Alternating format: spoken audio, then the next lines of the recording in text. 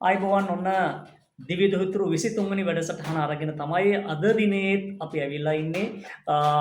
වරන් දරුවන්ගේ ගැටලු රාශියකට පිළිතුරු අරගෙන දිවිදුහිතරු වැඩසටහන ඉතින් අද දිනේත් ඔන්න ක්‍රියාත්මක වීම සිද්ධ වෙනවා.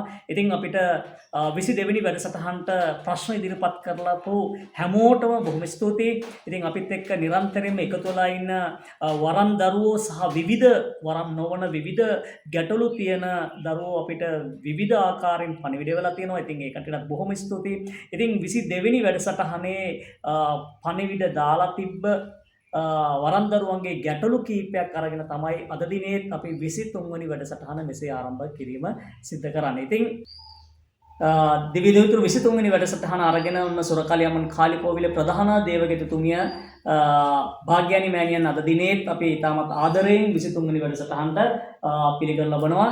ඉතින් අපි අද දිනේ 22 වෙනි වැඩසටහනට ප්‍රශ්න යොමු කරපු විවිධ වරන් දරුවන්ගේ ගැටලු වලට තමයි අද දිනේත් අපි පිළිතුරු ලබා දීම සඳහා සූදානම් වෙන්නේ. ඒ අතරේ වුණ පණිවිඩ කීපයක්ම තියෙනවා. ඔය කට්ටිය දැනුවත් කරන්න අපේ විශේෂ ශාඛාවක් විවර වෙනවා මේ මාසේ 9 වෙනි ඉරිදා කොළඹ තලවතුගොඩදී. ඉතින් එතනදිත් ඔය කට්ටියට පුළුවන් වරන් දරුවන්ට උපදෙස් ලබා ගන්න, මෑණියන් මුණ ගැහෙන්න. ඊට අමතරව වරන් හා දෝෂ පරීක්ෂා සිද්ධ කරන්න, පේන බැලීම් කටයුතු කරගන්න, මේ හැම දෙයක් සඳහාම ඔන්න ඉරිදා දින සෑම මාසකම සෑම සතියකම ඉරිදා දින ඔන්න විවර වෙනවා මේ මාසේ 9 වෙනිදා ඉඳන්.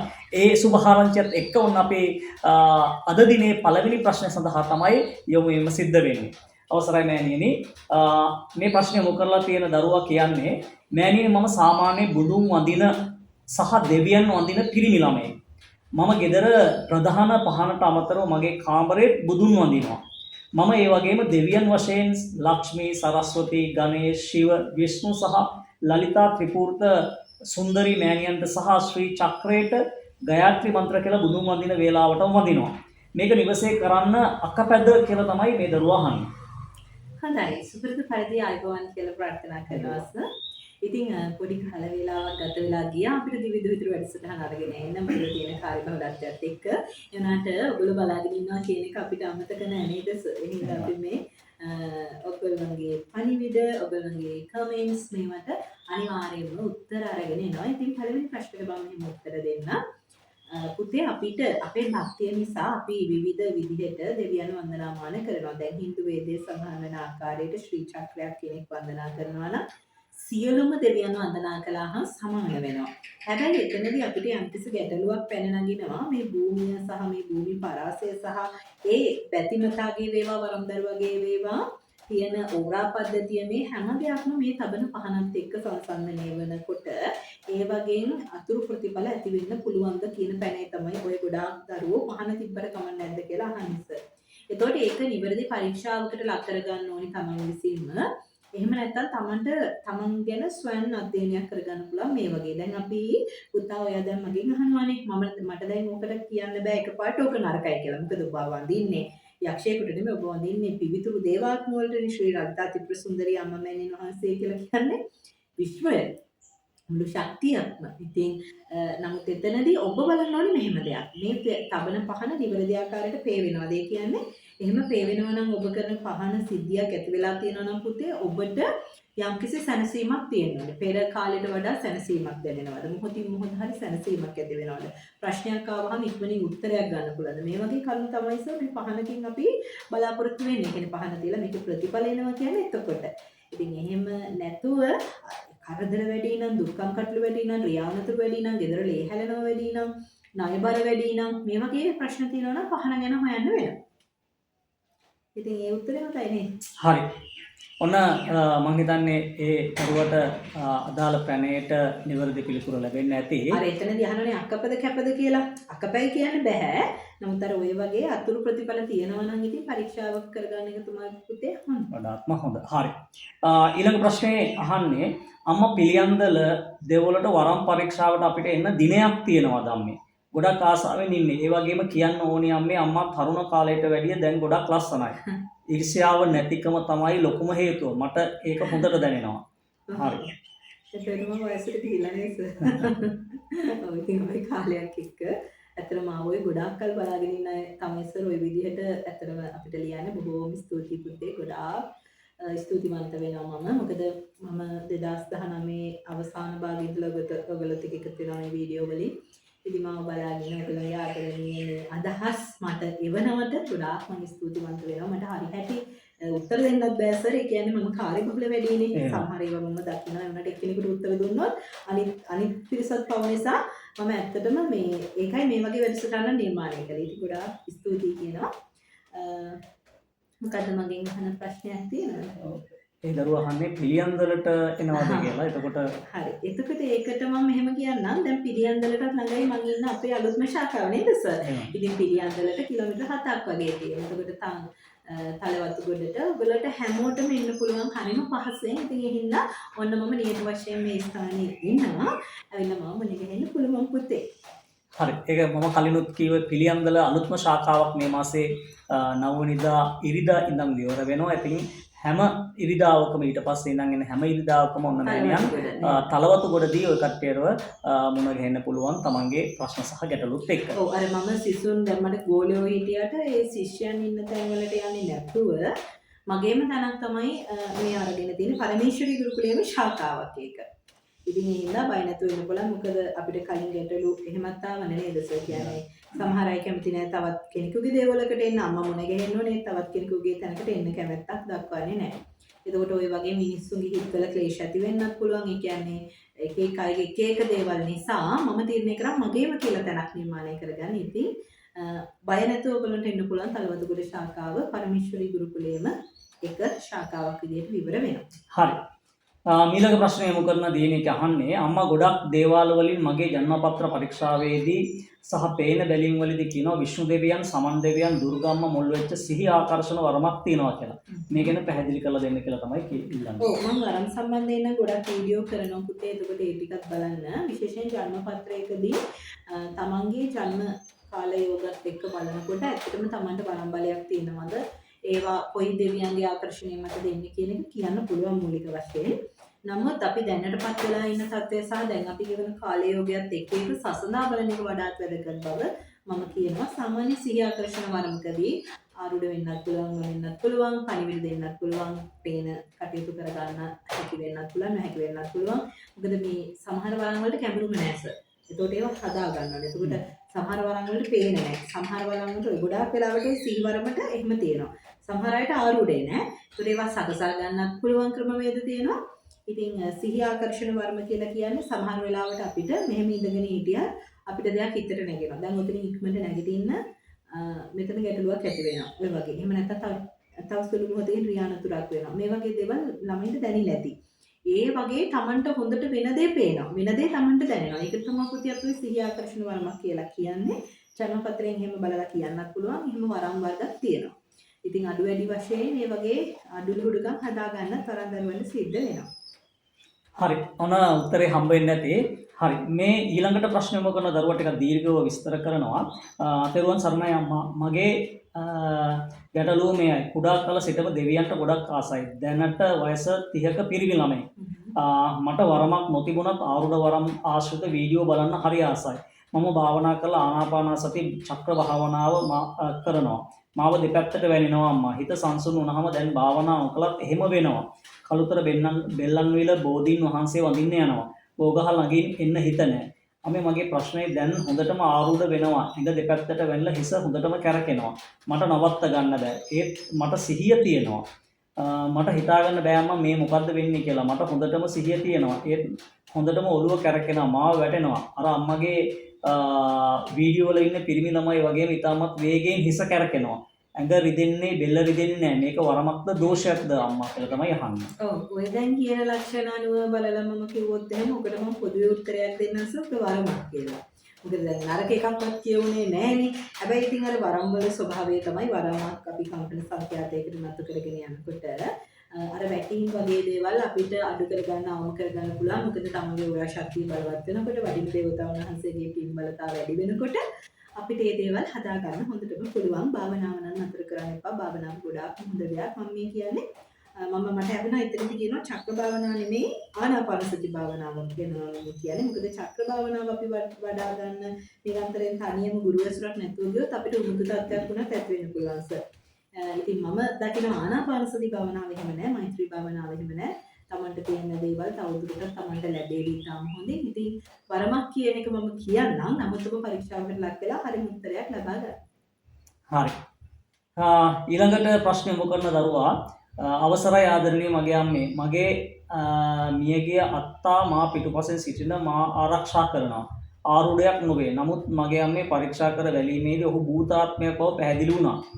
ඔහු ගම්බාර දිව්‍ය රාජෝත්මයන් වහන්සේට වැඳ නමස්කාර කරගෙන සිටිනවා. අම්මේ ඔහුට පින්දී ඒ ආත්මය නිදහස් කර දේවාත්මයක් ලැබිය හැකිද?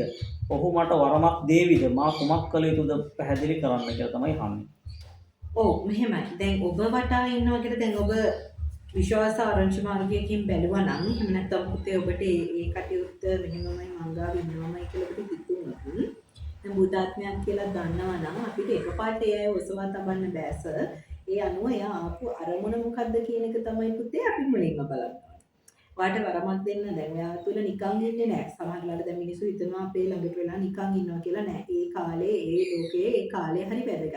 එතකොට මේ වෙනකොටත් ඔයාලට වරමක් දෙන්න වෙන්න ඕනේ ඇවිත් තියෙන. එතකොට ඔයා මුලින් බලන්න ඕනේ කොහොමද භූත ලෝකයක ඉන්නවා කියලා නිගමනය කළේස නේද? අපි ඇත්තටම ගොඩාක් දරුවෝ වරද්දගෙන තියෙනවා. දැන් මට හමාව මුණ ගැහෙන දරුවෙක් ආවා.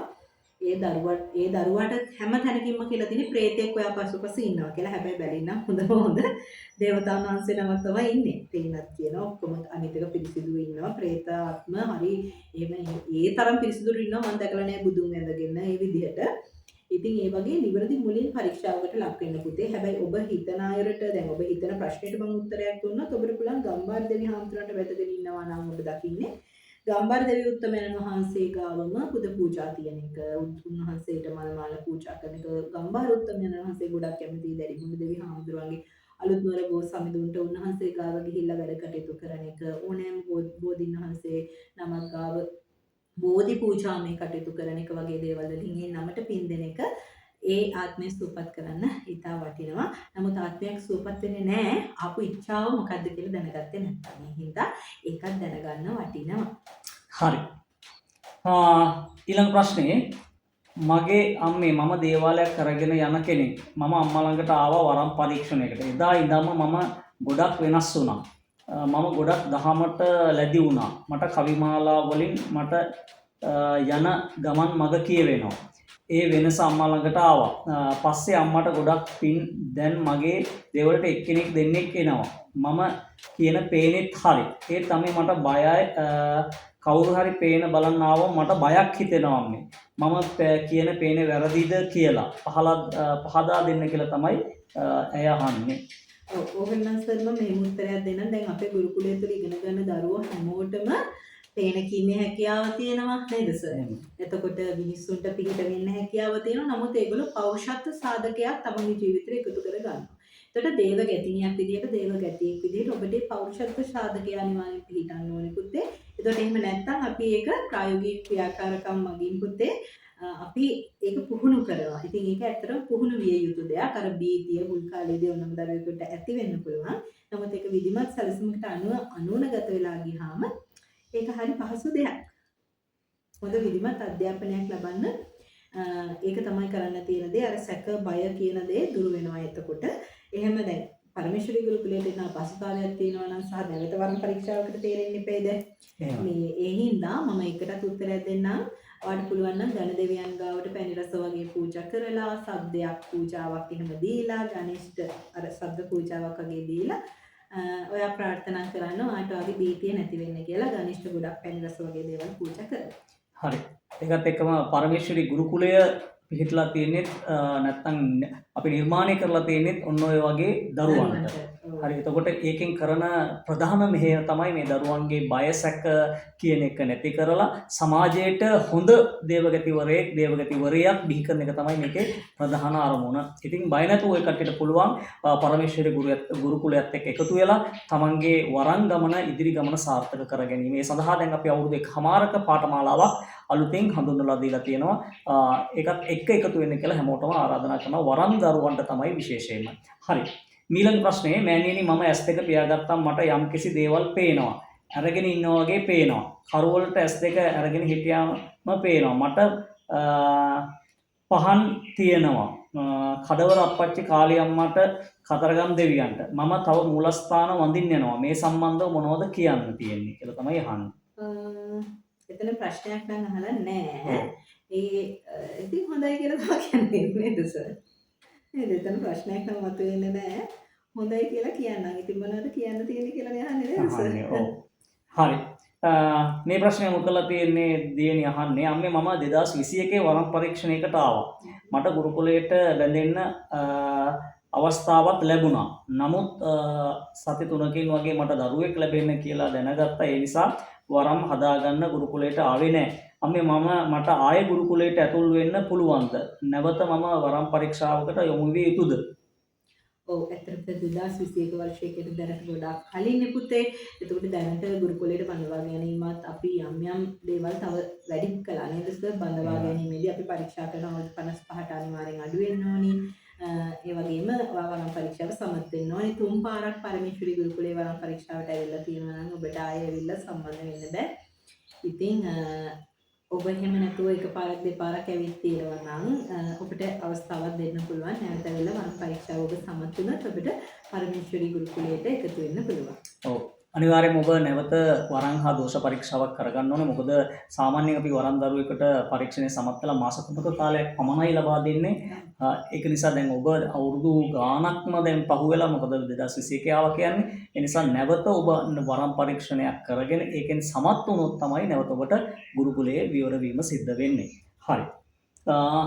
ඊළඟ ප්‍රශ්නේ අවසරයි අම්මේ වරම් නැති දරුවෙකුට උනත් ගුරුකුලයකට සම්බන්ධ වෙන්න පුළුවන්ද? වරම් අවසරයක් ලබා ගන්න කැමති කෙනෙක්ට උනත් පුළුවන්ද අම්මේ? ඔව් එතනදී මෙහෙමයි පුතේ. දැන් ඇත්තටම ගොඩක් දරුවෝ මූලික වශයෙන් ඉන්නේ දෙවියන්ට තියෙන කැමැත්තෙන් ඉඳලා ඇවිල්ලා වරම් පරීක්ෂාවන් වලට මුල පුරනවා. ඒගොල්ලෝ ඇවිල්ලා ඒගොල්ලන්ගේ තියෙන ඕරා ශක්තිය බලලා එහෙම අවස්ථා හැදිච්ච අය තියෙනවා. හැදිච්ච අය ඉන්නවා. ඉතින් විශේෂයෙන්ම ආරූಢයක්වත් නැතුව ආපු ළමයින්ට ආරූಢයට ආස වෙලා ඒගොල්ලෝ ආරූಢය හදාගත්ත අවස්ථා තියෙනවා. සමහර ළමයි ව්‍යාපාර කරන ගමන් තමන්ගේ වෘත්තිය නියැලෙන ගමන් තමන්ගේ රජයේ රැකියාව නියැලෙන ගමන් මේක කරගෙන යනවා. ඉතින් ගැටලුවක් නැහැ. තමන්ට නිකන් ආසාවක් එන්නේ නැහැ. මම ඒක හැමදාම වරද්දකට කියනවානේ. මේ වගේ ක්ෂේත්‍රයකට නිකන් කෙනෙක් එන්නේ නැහැ. ඒ තමන්ගේ සසර පුරුද්ද සහ තමන්ට වරමක් තියෙන නිසා තමයි පුතේ ඔය වගේ ප්‍රශ්නයක් අහන්නේ උනත් අර ප්‍රශ්නේ වෙලා තියෙන්නේ ගොඩක් ළමයි හිතන්නේ වරම කියලාදී ආරෝඩේ. එහෙමයි. එහෙම නැත්නම් යාළුවට මුලින්ම පේන්න ඕනි කියන දේ තමයි යාළුවා හිතන්නේ. අර කතාවක් තියෙනවා අහලා තියෙනවද මල් වෙඩිල්ලක්වත් හිතන තරම් වෙලින් පත්තු වෙන්නේ නැහැ කියලා. හැම දෙයකටම පුතේ යම් කාලයක් අවශ්‍ය වෙනවා. ඉතින් ඒ හින්දා ඔය ඔයගොල්ලන්ට ආස හිතෙන්නේ සහ මේ වගේ වීඩියෝ නරඹන්නේ ඔබට වරමක් ඔබ දන්නේවත් නැතිව තියෙන නිසා තමයි. මොකද මම ඒක හොඳටම දන්නවා. මමත් ඒ වගේ දෙවියන් ගොඩාක් ආදරය කරපු කෙනෙක්. හැබැයි මම මුල් කාලේ මගේ පාසල් ජීවිතය තුළ මම දේවාල විශ්වාස කරේ නැහැ සර්. මම හිතන්නේ සරුත් එහෙම වෙන්නේ නැති. දෙවියන් විශ්වාසයි දේවාල විශ්වාස කරේ නැහැ. නමුත් Tamanට වෙනකොට තමයි තේරෙන්නේ ඒකේ අත්දැකීම කොහොමද කියලා. ඉතින් ඔය ඔහොම ආසාවක් ඇති වෙන්න එපා. Tamanලගේ අර සසර පුරුද්දට තව මම අර කාලියම්මගේ වීඩියෝ එකේදී කිව්වේ හැමෝටම කාලියම්ම වඳින්න බෑ. කාලියම්මට භක්තියක් ඇති වෙන්නේ කාලියම්මගේ කැමැත්ත මත. අපි උන්වහන්සේගේ දරුවෝ සසර තුල. ඉතින් ඒක තමයි ඔහොම වෙන්නේ. ඉතින් ওই වරම් සම්බන්ධයෙන්ුත් ඒ වගේ පරීක්ෂාවකට ලක් වෙන ඔබ ගුණ යහපත් නම් ඔබට අනිවාර්යයෙන්ම පරමේශ්වරි ගුරුකුලයට එකතු වෙන්න පුළුවන්. හරි. ඉතින් ඔන්න මේ අහගෙන ඉන්න හැම වරම් දරුවෙකුටම තමයි මේ උපදෙස් දෙන්නේ. වරමක් නම් අනිවාර්යයෙන්ම ඔබ දියුණු වෙන්න ඕනේ. ඉතින් බලන්න ඕනේ ඔබ ඇත්තටම දියුණු වෙලාද කියලා. මොකද දැන් අද ඕන තරම් YouTube එකේ ඉන්නවා නේද? සමාජ මාධ්‍යවල විවිධ සමාජ මාධ්‍යවල විවිධ දේවගතිවරු ඉන්නවා. මෑණිවරු, සාමිවරු ඉන්නවා එහෙම. හරි. ඉතින් ඇත්තම වරමක් තියෙන කෙනෙක් නම් ඔබ සහ අන් සියලු දෙනාම දියුණු වෙන්න ඕනේ. ඔව් එහෙම දියුණු වෙච්ච අයත් ඉන්නවා නේද සර්? ඔව් එහෙම දියුණු වෙච්ච අයත් ඉන්නවා. ඉතින් වරමක් ඔබ කවුරු හරි ගුරුවරයෙක් ළඟට යනවා නම් බලන්න ඕනේ ඇත්තටම මේ ගුරුවරයා දියුණු කෙනෙක්ද? ඔබට උගන්වන්න හැකියාවක් තියෙන කෙනෙක්ද? එහෙම කෙනෙක් ළඟට තමයි ඔබ අනිවාර්යයෙන්ම යා යුත්තේ. එතකොට තමයි ඔබට නිවැරදි ගුරුහරුකම් කියන දේ ලැබෙන්නේ. හරි. අපිට නැත්තම් උදෑසන පාන්දර කෝල් එනවා නේද? මම දිවිනහ ගන්නවා. මම මේ වගේ තැනකට ගියා නැහැ. ඔබනේ තීරණය ගත්තේ නේද සර්? අපිට ඒ ගුරුවරුන්ට දොස් කියන්නවත් මුකුත් කරන්න බෑ. ඉතින් ඔබගේ ජීවිතේ ආය හම්බ වෙන්නේ නැහැ පුතේ. ජීවිතේ නාස්ති කරගෙන හදන්න එපා. ඕන තරම් සොලියුෂන්ස් තියෙනවා. ඔව්. ඔන්න ඉතින් ඔබගේ ජීවිතයේ එක සන්ධිස්ථානයක් තමයි පරමේශ්වරී ගුරුකුලය. ඔබගේ ජීවිතය වරම පවිත්‍ර වරමක් බවට පත් කරගන්නවා. දැන් අපි දැකලා තියෙන ඕන තරම් මඩේ පිපුණු ඒවා තියෙනවා. නේ මඩේ පිපුණු ලස්සන පොහොට්ටු තියෙනවා. හැබැයි ඒවා උඩට මතු කරගන්න නිවැරදි ගුරුවරයෙක්ගේ නිවැරදි දැනුමක් ඕනේ. ඉතින් පරමේශ්වරී ගුරුකුලේ දොර ඇරලා තියෙනවා. ඒ කට්ටියට අවස්ථාව තියෙනවා ඇවිල්ලා වරන් දෝෂ පරීක්ෂාවක් කරගෙන තමන් සුදුසුද කියලා පරීක්ෂා කරගෙන තමන් සුදුසු නම් ඒකට සම්බන්ධ වෙලා ඒ පාඨමාලාව හදාarලා නිවැරදි දේවගතිවරයෙක් වෙලා සමාජයට වැඩදායි කෙනෙක් බවට පත් වෙන්න. ඉතින් ආරාධනා කරන හැම වරම් දරුවෙකුටම ඔන්න 22 වෙනි වැඩසටහනේ තිබ්බ ප්‍රශ්න කීපයක් තමයි අද දිනේ අපි අරගෙන ආපේ. එතකොට 23 වෙනි වැඩසටහනට යොමු කරලා තියෙන. ඉතින් ගැටලු තියෙන්න පුළුවන් ඕනම තරම් වරම් දරුවන්ට. ඉතින් ප්‍රශ්න යොමු කරන්න, ගැටලු යොමු කරන්න. ඒක අපි 24 වෙනි වැඩසටහනට අරගෙන එන්න සූදානම්. භාග්‍යනි මෑණියෝ ඒ සඳහා සූදානම් වෙලා ඉන්නවා. හරි. ඉතින් ළඟදිම දවසක අපි 24 වෙනි වැඩසටහනෙන් ඔය කට්ටියත් එක්ක හම්බෙන බලාපොරොත්තුෙන් අද දිනේ සමුගැනීම සිද්ධ කරනවා. තෙරුවන් සරණයි.